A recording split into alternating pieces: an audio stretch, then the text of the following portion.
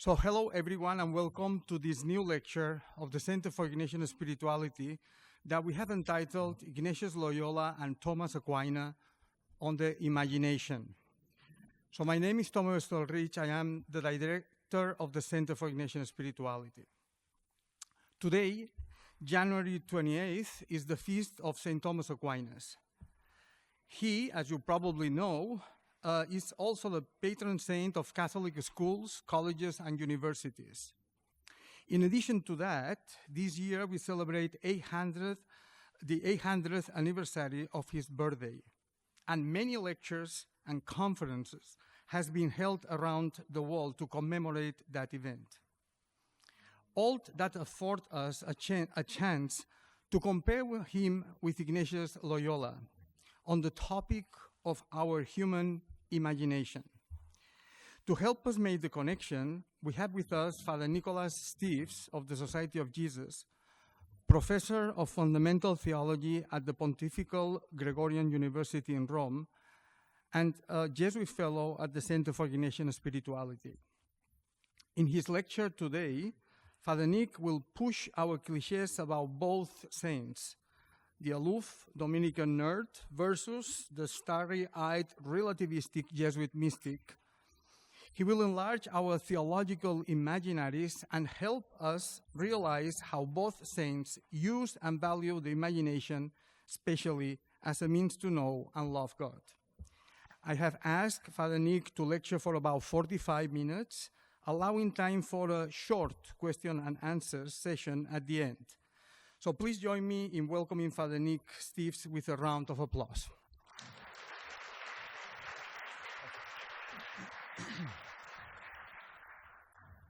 Thank you, Tomeo, for this introduction, and thank all of you for showing up on this cold, windy New England day. Welcome to Gasson Hall, hoping that the Irishness of this hallowed hall will favor a talk on the imagination, further favored by the day and by the year.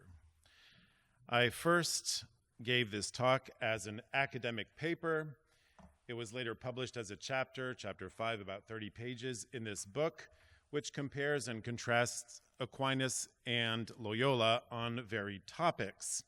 I chose the imagination because it had been my doctoral focus in fundamental theology. So now I got to try and pitch the paper so that it's interesting and convincing both for those of you who are academics, whether in philosophy or theology or other departments, and also for those that the paper will be engaging enough for those attendees with other expertise. A young Dominican once asked his famed confrere, Professor Reginald Garrigou-Lagrange of the Angelicum in Rome, how he handled distractions during mental prayer. "Oh, I never have to deal with any of those," the neo-Thomist retorted. "You know full well I have no imagination whatsoever." But how could Garrigou-Lagrange joke about his fancilessness, if not precisely because he had an active imagination? More, his theological system testifies to an imagination that searched and interpreted reality and revelation to offer organized answers. No one can be a reliable engineer or a solid, witty, systematic theologian without a hefty imagination. Of course, a systematic imagination differs from that of a poet, a painter, or a mystic. But nonetheless, it is imagination, imparted by God to created human nature and prone to be perfected and elevated by grace. What I just said about Garrigou-Lagrange obviously applies to Aquinas. We must overcome the biases we might have to realize it is unfair to pit Thomas and Ignatius against each other on this topic. In the back of our minds, unreflective clichés might contrast the aloof nerd Thomas Aquinas with Ignatius Loyola, the starry-eyed relativistic mystic. But as Tomeo said, Thomas and Ignatius both valued the imagination in many positive ways, their spiritual and intellectual lives revealing a cogent, conscious use of the imagination. That is not to say, however, that they used or accounted for the imagination in strictly identical fashion. For instance, a general victorious in battle uses his imagination as much as a retiring shy poet, maybe even more, but uses it differently. An academic trying to grasp, then explain how the imagination helps us to know will not speak like a spiritual master, teaching disciples how to pray.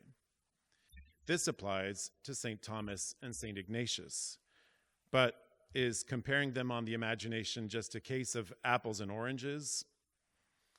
Sadly, the word imagination is thrown around a lot without being defined. You at BC are blessed to have Professor Richard Carney in your philosophy department. His 2 books on the imagination in Western philosophy, The Wake of Imagination and Poetics of Imagining, offer an excellent overview over those 2,500 years.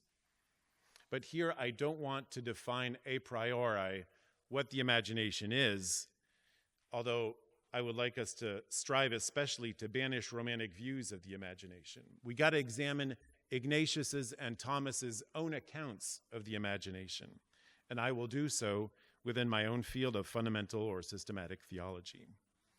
Philosophers, of which there are a few here, might take another approach to this issue, but I'll try and steer clear of Thomistic warring factions.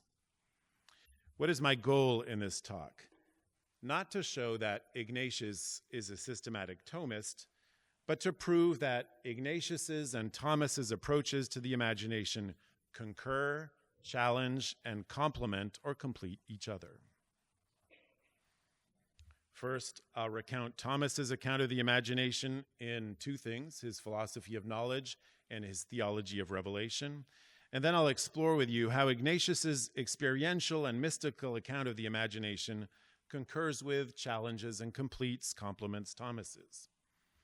My hypothesis, let's see if it flies, is that as regards the imagination, it seems that Thomas ponders and presents a descriptive cognitive system, both natural and supernatural, whereas Ignatius observes and offers a prescriptive spiritual method. Again, let's see if this hypothesis flies. And let's start with Thomas. Aquinas chiefly derives his philosophical view of the imagination from Aristotle's De Anima, Part 3, although it is also implicitly colored by his faith in Christ. It is found in 2 parts of his writings, both Sententia Libri de Anima and in the Summa Theologiae in the Prima Pars. First, we got to set to the side and settle a little quickly, but the use by Thomas of 2 Latin words for imagination, the Latin word imaginatio and the Greek loanword fantasia. Are they one and the same thing? Long story short, yes. As a theologian, I am relying for this one on Robert Pasnow. You might disagree with this. There are plenty of warring factions amongst Thomists on this, but for the sake of this talk, we'll assume they're one and the same thing. And what is this thing? As you know, Aquinas distinguishes the sensory from the rational. The former is material and apprehends particulars. The latter is immaterial and tackles universals. But the operations of sense and intellect are not separate. In fact, our cognitive processes are a cooperative venture between sense and intellect, and this is where imagination plays a key role. For Aquinas, we can understand nothing without what he calls phantasmata, images, products of fantasia, that is, without sensory representations that the imagination provides to the intellect, both to form concepts and later to give content to our thoughts. A little technicality here is that phantasms are not sensory images, but the leftover impressions from sensory images. Where are phantasms found in Aquinas' account of his philosophy of knowledge? Obviously in fantasia, but they're also found in the memory and the cogitative power. But there's a difference between the phantasms found in fantasia and in memoria. Whereas the imagination preserves, I quote Pasnow, the forms taken in through the senses, it is our storehouse of familiar images, sounds, and so on. Memory, in contrast, preserves the intentions apprehended through the cogitative power. To quote Pasnow, when you call to mind the generic image or sound or smell of an elephant, you are using fantasia. When you call to mind an image, sound, or smell of an elephant you associate with some particular past experience in the zoo, on safari, and so on, then you are using memory. So, from all of these technicalities, we can deduce that the imagination has a first role for Ignatius, that of receiving images and reproducing them. It's a passive, reproductive role. It represents to the mind an image that was stored up from prior sensation, seeing, hearing, smelling the elephant. A second role of the imagination is that of dividing and compounding and forming images of things, even ones that have not been taken in by the senses. So this is an active, productive role of the imagination that builds on the previous one, the passive, reproductive one. Not only does the imagination store images from the senses, it can form new images from those stored up.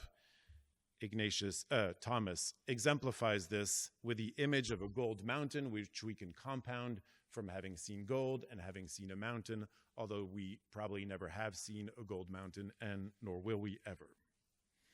Or again, to take an image that's interesting later for Ignatius, Thomas says, when someone imagines the three divine persons as three human beings, by analogy from human to divine personhood, the imagination produces a new image, even though there is no external sensation of three human beings being the three divine persons. However, to do so, according to Thomas, is to go too far and is actually a sin. Continuing with Thomas's philosophy, let's see a key part of it in his philosophy of knowledge, the conversion, the turn towards phantasms.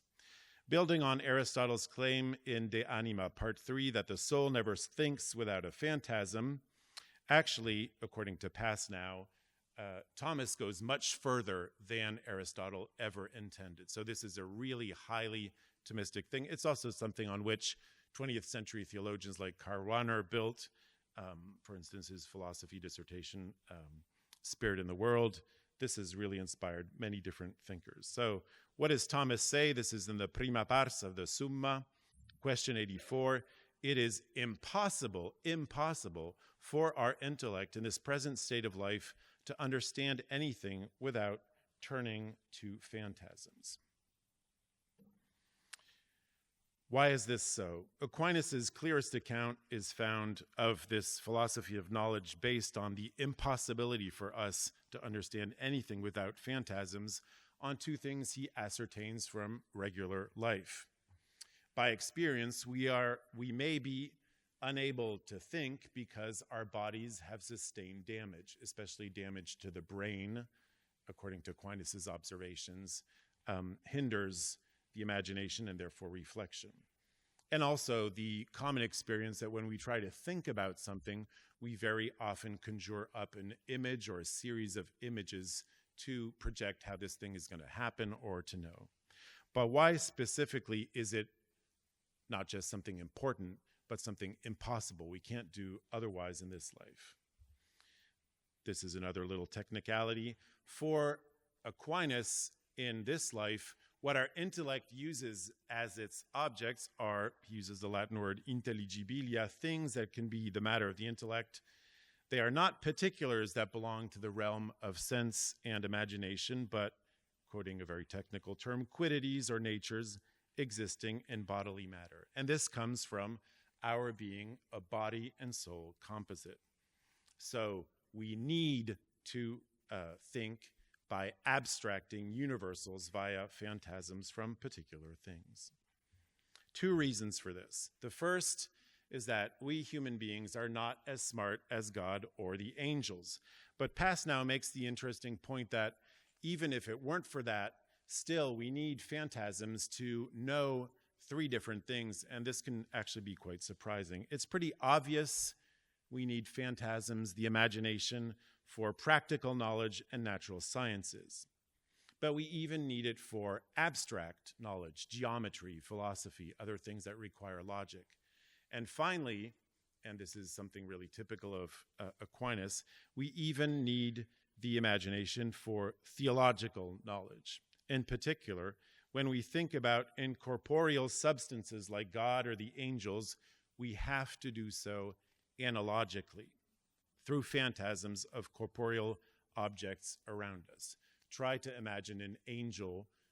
I mean, you can imagine an angel in many different ways, but you're still going to have the wings, the feathers, whatever it is, or something different, or a spirit, but you're going to have to try use your imagination.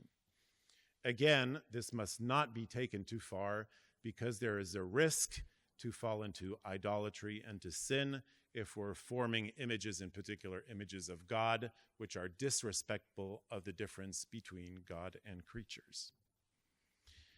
Can we ever think without phantasms? In this life, Aquinas says, no, never for very long. We always need God's direct assistance to think without phantasms, and this happens either in death or in a particular circumstance, if we have a particular grace, and this is now allowing me to move from philosophy of knowledge to theology of revelation in Aquinas. This part of Aquinas is not noticed by a lot of people, at least that's my impression by reading books on this, that the fact that Thomas tackles the imagination theologically in the Secunda Secundae, so the central part of the Summa Theologiae, where he's dealing with particular acts, and especially those that are charisms, or as Thomas says, gratiae gratis date. So there's a little treatise that he wrote on prophecy, de prophetia, and he'd anticipated this a few years before, 15 years before, in De Veritate in question 12. Again, there's few scholars who have scoured this part of the Summa Theologiae or the question 12 of De Veritate, but I think it's really worth understanding because it tells us more about how Aquinas envisages the imagination, especially in its theological role, how we relate to God through the supernatural and the natural.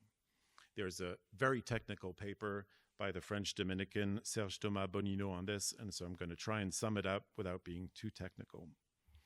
All of this, according to Father Bonino, relates to the age-old vexed question of how God and human beings relate to each other, the nature, grace, nature, and supernatural debate.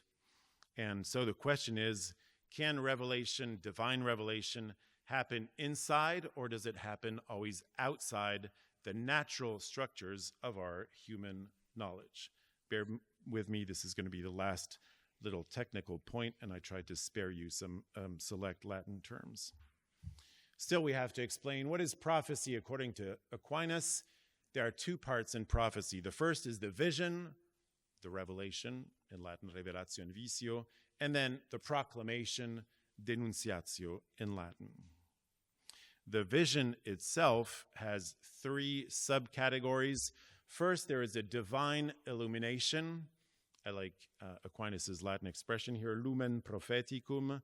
And then there's a judgment, judicium, formal human judgment that the illumined truth is divine. And then there's a material reception, acceptio, of the revelation before the prophet actually goes out on the streets and starts to prophesy. Does this change our natural mode of knowledge?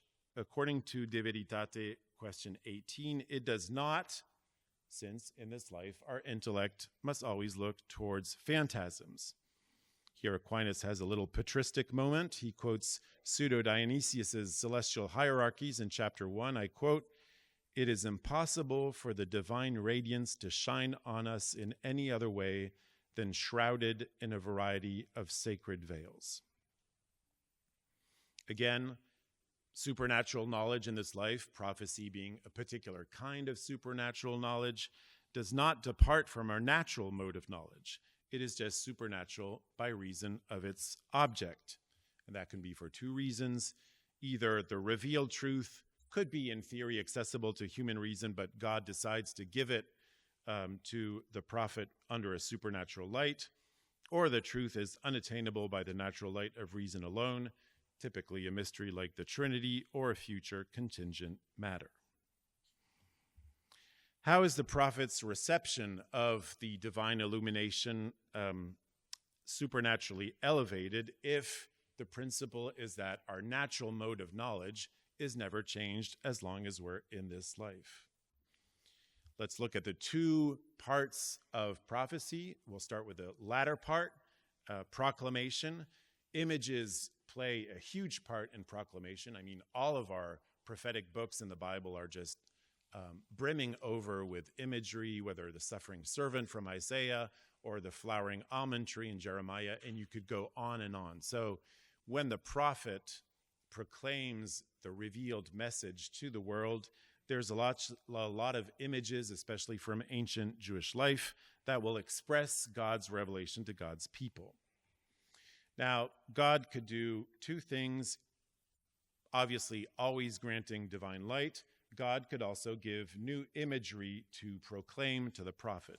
But in general, as we'll see with the first part of the phenomenon of prophecy, God just gives light, and then it's up to the prophet to figure out which images would help flesh out the divine message that this particular audience for the prophet might grasp and believe.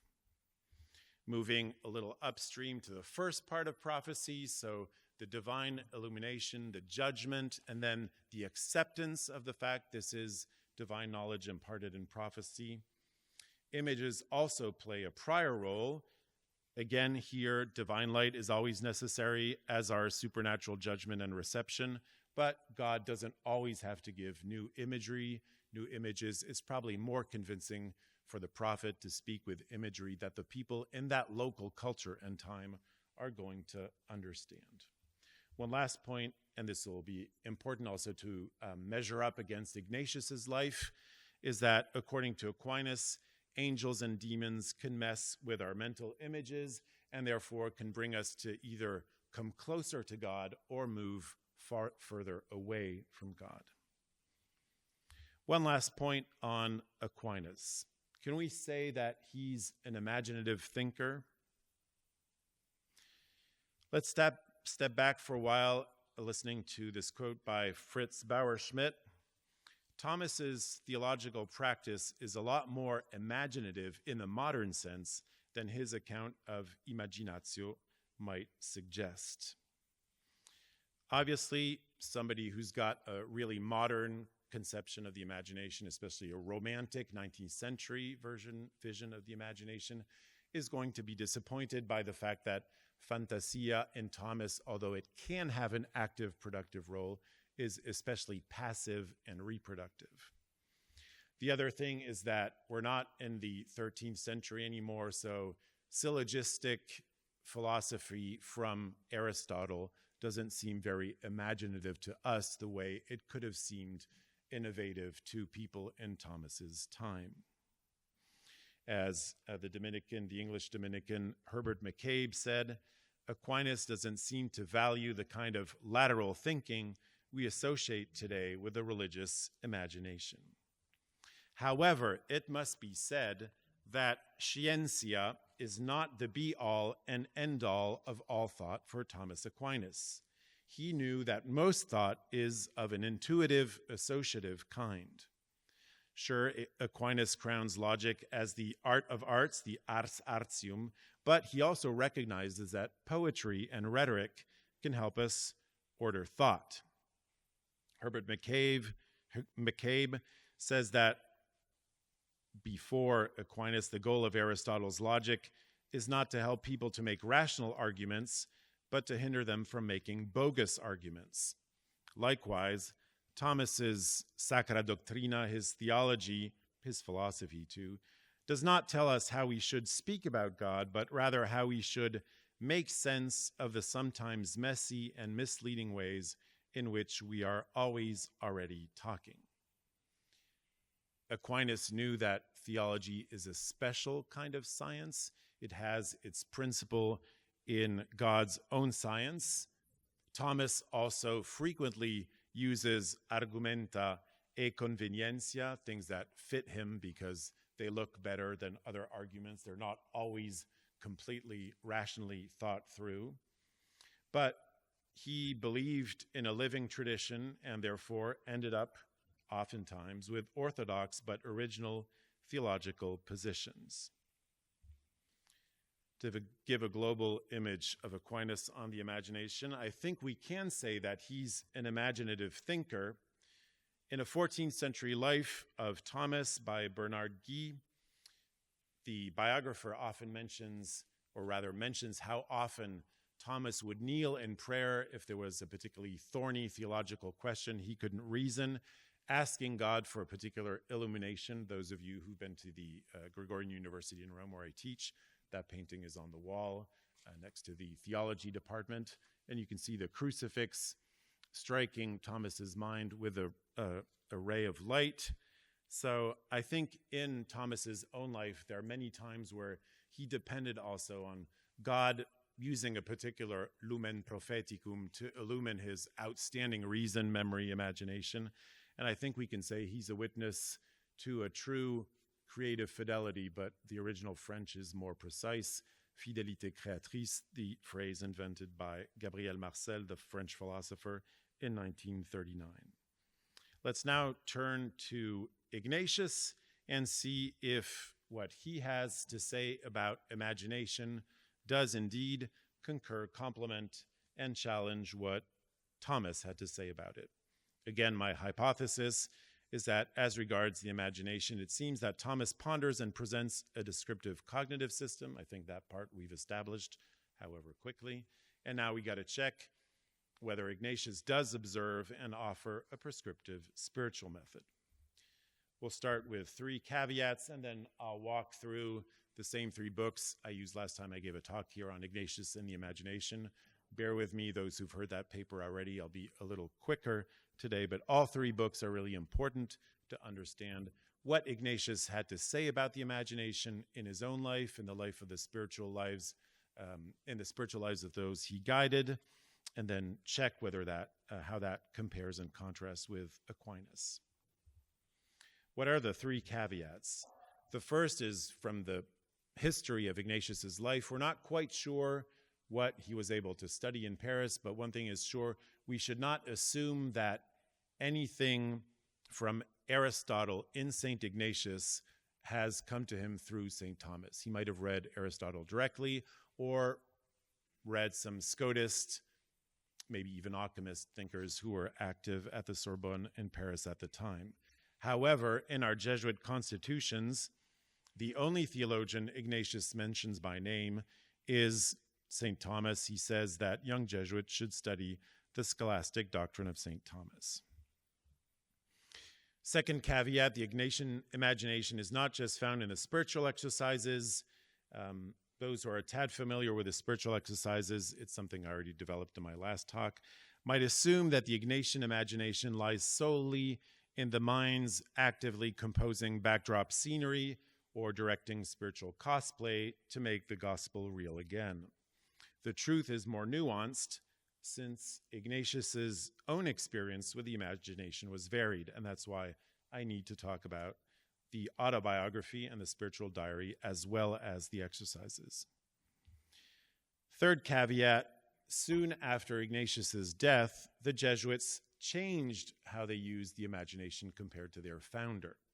For instance, there were fancy picture albums that were made, like the one by Jerome Nadal. They made these really nice albums with a lot of engravings, and these were given to people making the exercises. Obviously, that was a huge departure from Ignatius's use of only mental images. Or Francisco Suarez, who changed the society's metaphysics and theory of knowledge by injecting it with Scotus or Occam. So even at a theoretical level, Jesuits in their studies in the 16th century moved away from Ignatius's own visions. And then in the 20th century, we have great Jesuit scholars like Pierre Rousselot, Joseph Maréchal, Karl Rahner, or Bernard Lonergan, not to mention Hans Urs Balthasar, who revisited the Ignatian conception of the imagination. So, in short, it is nigh impossible for us to read Ignatius on the imagination with pristine eyes. If I may offer an analogy, I once asked my organ teacher in Paris when I was still a young man, what he thought of musical recordings made on Baroque instruments. He sighed and said with a Gallic shrug, "You can play Baroque music on period instruments all you want, but once you've heard Wagner, you'll never play back the same way." So we got to be aware that we can't read Ignatius the way he thought. We've heard too many things on the imagination, especially 19th century Romanticism has been crashing through the gates of the imagination, and therefore it's a great effort for us to go before that.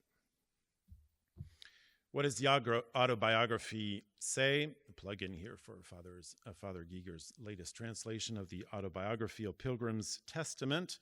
One of the key teachings of the autobiography, in full agreement with Thomas, is that the imagination is not just active, but also passive. The story of Ignatius's life thus debunks any suspicion that the Ignatian imagination is so efficient it can literally force God to appear. Instead, in the well-understood Ignatian imagination, and Ignatius's life testifies to that, divine and human liberty meet in the interplay between revelation and faith. Ignatius had vivid visions as he was convalescing post-Pamplona and was reading different books. And then he discovered his imagination was a new battlefield, not just that of Pamplona, but a battlefield of images alternating between pleasant but wearying worldly ideas and rigorous but gratifying spiritual inspirations, saving the damsel in distress or imitating, actually doing better than St. Dominic and St. Francis.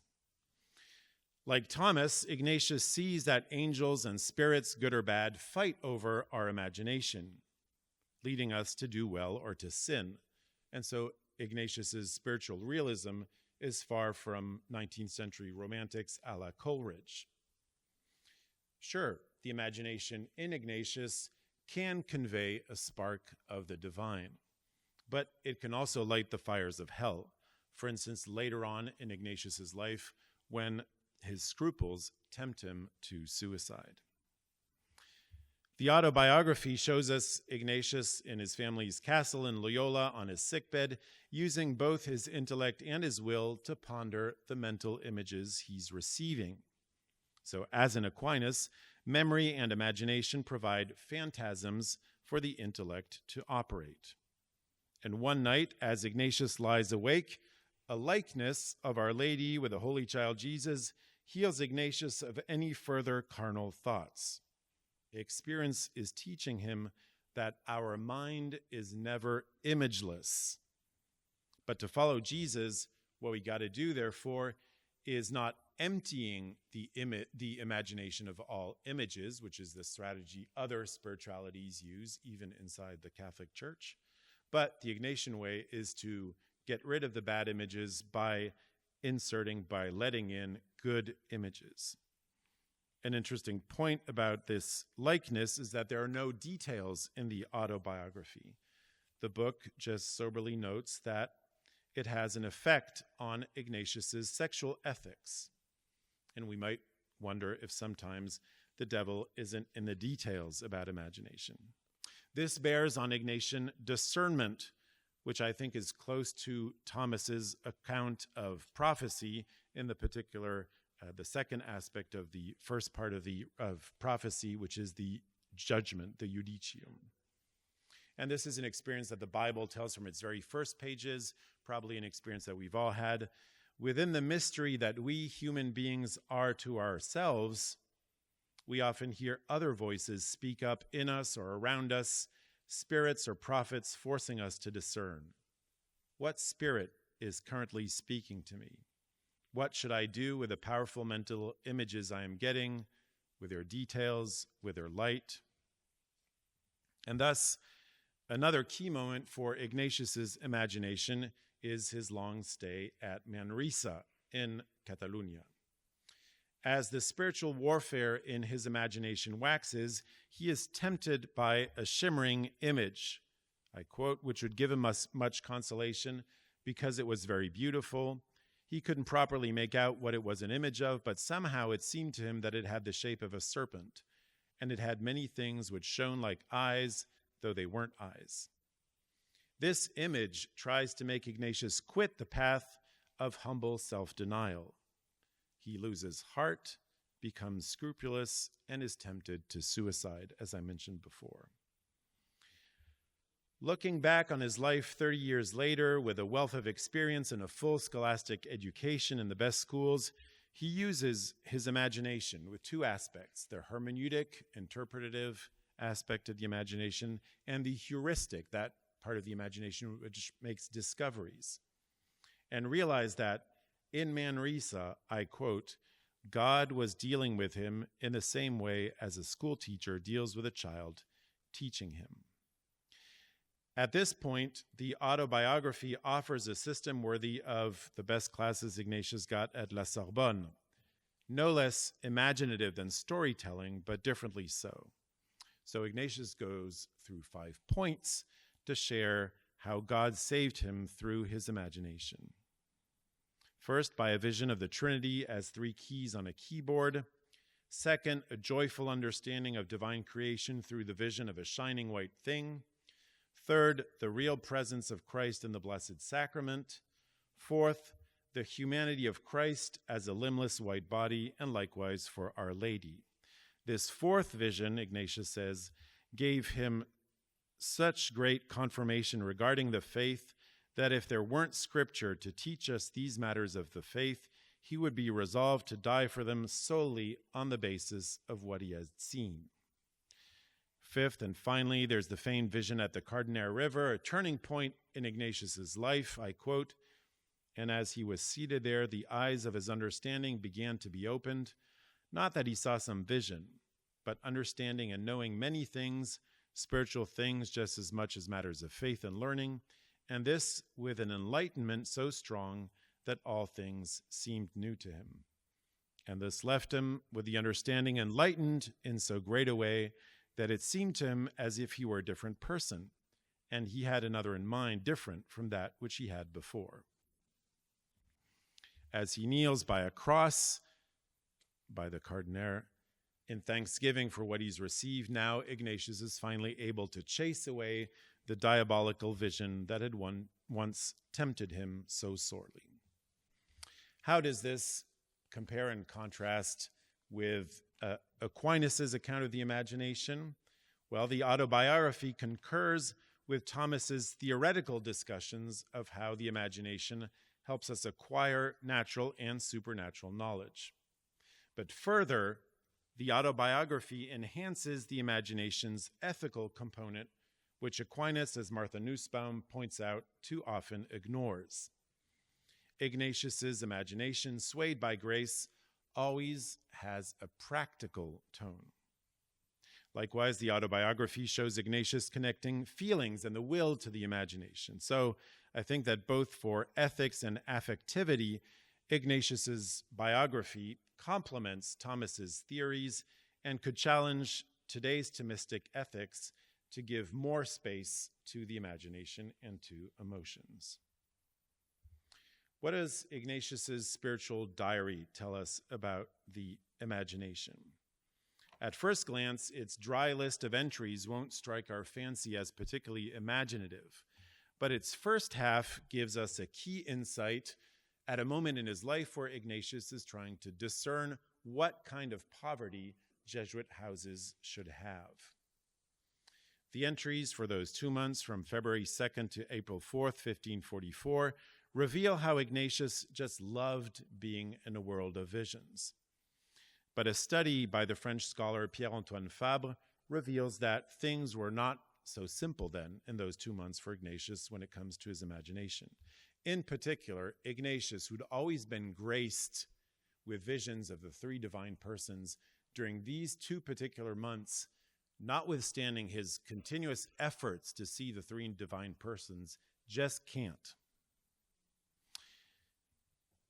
It seems that God has withdrawn his favor from Ignatius's imagination. The fact is, Ignatius had already made his mind up about poverty because a couple days into this reflection, he had already drawn up a chart where he'd made a rational list of pros and cons about poverty and had decided that Fabre actually says Ignatius was experiencing some kind of spiritual gluttony. He was trying to force the three divine persons to manifest themselves, whereas in reality, he'd already made his decision. But Fabre has a really interesting interpretation of this. The fact that Ignatius could not imagine those three divine persons is actually of great relevance for precisely the object he was discerning on. The poverty in his imagination allowed him to make a real good decision for economic poverty, not thinking as a Spanish nobleman who was trying to imitate people who are destitute, but realizing, thanks to God's abstaining from sending him this particular image, choosing effective poverty that would be good for the apostolic mission of the Society of Jesus. To quote Pierre-Antoine's good pun, I think, or play on words, what Ignatius was looking for as a confirmation in this prayer daily masses offered to the three persons of the Trinity, instead was a conformation, Ignatius's poverty becoming like Christ's own poverty or the apostles for apostolic missions. So we can learn from the spiritual diary about the imagination that under divine light, even the absence of images in the imagination can increase our virtues and make us Christ-like, lead us to make Christ-like decisions. I think on this point, the spiritual diary concurs with Thomas on the lumen propheticum. That was also pretty obvious in Ignatius's autobiography, all of these illuminations that he's getting. But the spiritual diary also complements Thomas on how even the absence of images can be prophetic. And a good thing is that Ignatius did not try to force his own imagination or force God within his imagination to appear as three human persons, which is precisely the sin that Aquinas had denounced as a wrongful use of the imagination. How about the spiritual exercises? Obviously, many of you know it's meditations and contemplations that instruct the exercitant to use her imagination. For instance, during the first week, the meditation on hell. During the second week, the call of the earthly king, the contemplation on the nativity, and then the nightly application of senses. A couple points about the imagination in the spiritual exercises. First of all, it is realistic and it is Christ-centered. In the late Middle Ages, in a way, imagery was rife, almost close to the situation we have now, even though obviously with different technology. But Ignatius, within that culture that favored the imagination so much, or imagery, avoided both idolatry and iconoclasm. He manages to do that by eliciting the exercitant's imagination, suggesting but never imposing detailed visions of his. For instance, he suggests that you imagine the road going from Nazareth to Bethlehem as either winding up and down or as being flat. That's up to you to imagine this. He tells you what to imagine, but doesn't paint in all of the details.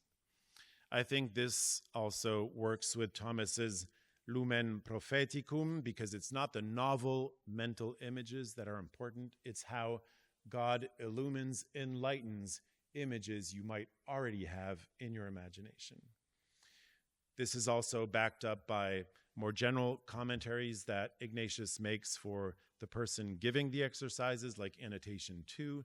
It is not so much knowledge that fills and satisfies the soul, but rather the intimate feeling and relishing of things. So a new light, a new lumen propheticum is going to help us enjoy Bible stories we've heard a million times, but see them, let them become real in a new light. Or the principle and foundation. This is also an imaginative exercise. I think that on this, Ignatius goes beyond Thomas and completes him. In a nutshell, Ignatius's goal by making us use the imagination in the spiritual exercises is to make revelation more real for the exercitant, for the person who is praying. The focus, therefore, is not on particular images, it's on the imagination itself, on its dynamic quality, the fact that the imagination through prayer is set on fire for both God and created reality. In a particular instance, the meditations on sin in the first week, Ignatius concurs with Thomas on how we should use corporeal things to imagine incorporeal things. For instance, the soul, which is to be imagined as in a valley of tears and among irrational animals. A final comment on the spiritual exercises. If you've ever looked at the book, you know it's dry as a bone, as a syllogism, but it is intended to strike the imagination. On a first level, this is because the book is for the director, not for the exercitant, so there shouldn't be a whole lot of things said. But on another level, I think it's because, contrary to the prejudice we might have, what actually makes the imagination more active is less rather than more. And so when Ignatius advises the director not to stand between the creature and the creator, he's really telling the director to be sober, to be very parsimonious in the images given to the exercitant, so that the imagination can be fired on its own. As we come to a conclusion, can we say that Ignatius's imagination is Thomistic? At a general level, I think it's important to say today, now that maybe we've gotten over the generations who'd been tortured with neo-Thomistic philosophy in their formation during the first part of the 20th century, we can now acknowledge that in addition to monastic and Franciscan sources of Ignatius's thought, especially on the imagination, there are also some Thomistic influences. Ignatius concurs, compliments, and challenges Thomas on the imagination. I underlined a few points. So I think there's a slight divergence from my initial hypothesis. The first part is true. The second has to be tweaked a little. As regards the imagination, Thomas ponders and presents a descriptive cognitive system, whereas Ignatius doesn't offer so much a method as a realistic experience founded on an imagination that finds its freedom in Christ. My belief, after having worked on this for my dissertation, is that Christianity has a particular relation to imagination, and to an imagination centered in Christ, who is the image of the invisible God, as Colossians 1:15 says. But the condition for our imagination to really be Christian is that it must become like Christ, that is, a humble servant, never claiming to step out of its boundaries, a humble servant like the suffering servant in Isaiah, and also a mediator of salvation, like Christ is presented in 1 Timothy 2:5. I hope that Ignatius and Thomas would both agree with this, and we got a few minutes for questions now. Thanks for your patience and for listening.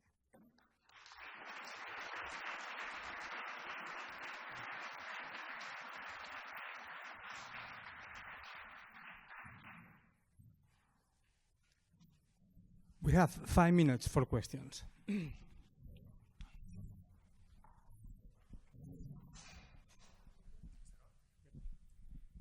Thank you for your talk. I have a couple of quick questions based on the first part of your talk on Thomas. One is you spoke about the active and passive imagination in the conscious state of a human being, and I'm wondering whether Thomas has anything to say or whether you have anything to say about dreams and the imagination. Mm-hmm. And the second question is, again, related to the first part of your talk, about whether or not it's possible to think without images.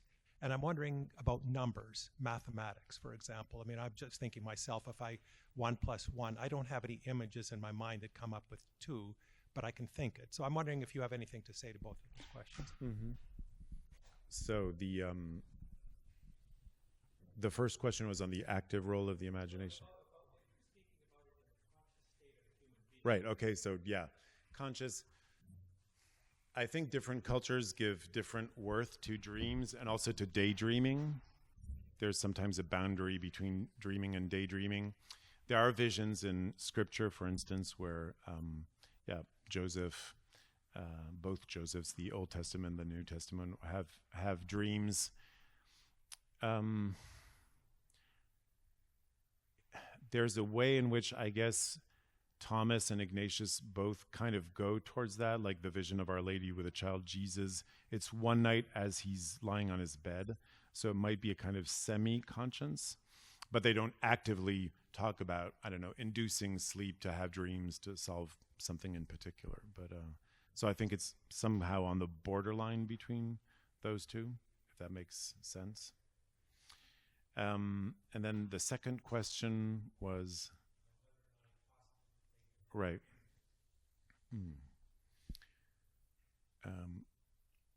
I'd probably be a particularly bad instance of the thing about numbers. My third grade teacher told me that I should stop putting math at the bottom of the drawer. I always had to imagine math, even calculating with things that I'm adding to each other. The numbers just don't work for me. There are other people for whom numbers work. I don't know. I think there's a lot of neuroscience that's studying these particular phenomena, but I've never been taken the time to read into the detail of this. So I think we're somehow always, even for math, using mental images, but that's at least my own personal experience of it. But I'm probably not the best person to ask about this. Thanks.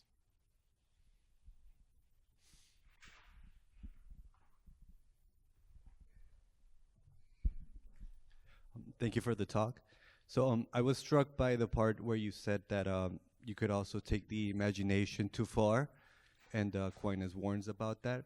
My question is, what advice would you give current artists who are trying to portray the spiritual world? Should they stick to more traditional views of how it's depicted, or how can they not take it too far so that it's disrespectful portraying God? Okay. As the Old Testament teaches us time and again, the biggest risk with the imagination is fixation or obsession. So those are psychological terms. The term that the Old Testament uses is idolatry. So making images in a way that they deprive both God and human beings of their freedom, right? So like we're so obsessed by a particular vision of God or other human beings that we cannot recognize them as something different from our prejudices and our preconceptions. So I think that would be a general compass for art, is the art that we're producing helping people to, make their faith more real, but also in a liberating way? Or is it something which is enclosing them in a kind of cage, however golden it might be, but where they cannot relate to the reality of God's own dynamic life and our own dynamic life relating to each other? Some scenes of the Bible are practically never represented. Like if you look for scenes of the book of Revelation, there are some, but they're so difficult to represent because it keeps moving. And that was a strategy of the author of the book of Revelation, is to keep things moving with a lot of contradictory images. Thank you. Sure. Okay. Last question. Thank you. You talk about the exercises encouraging the director to make the imagination more active for the exercent, but then you also talk about how the goal of the Christian imagination is to become a humble servant. So I'm wondering if there's a preference for the passive versus the active imagination, and how we should strive to be in either state, what proportion of the time. Thanks for the question. I think when we're doing the spiritual exercises, we can actually experience both. So typically somebody is going to be doing a very imaginative exercise for an hour. They might or might not get a particular image and be very frustrated about this. And then they go and walk outside or do something, or arrange flowers in the chapel, whatever they do. And then suddenly the image comes. But I think this passive imagination comes from the active use of it before. I think that's why the composition of place is so important in the Ignatian exercises, because we need to draw a frame so that God might eventually break that frame open and give us a bigger, better picture of the reality, spiritual reality. So at least in the Ignatian tradition, it's this combination, alternating passive and active uses of the imagination that is most fruitful.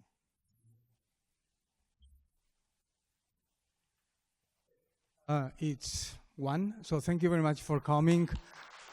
And thank you, Nick, for your talk. Thank you.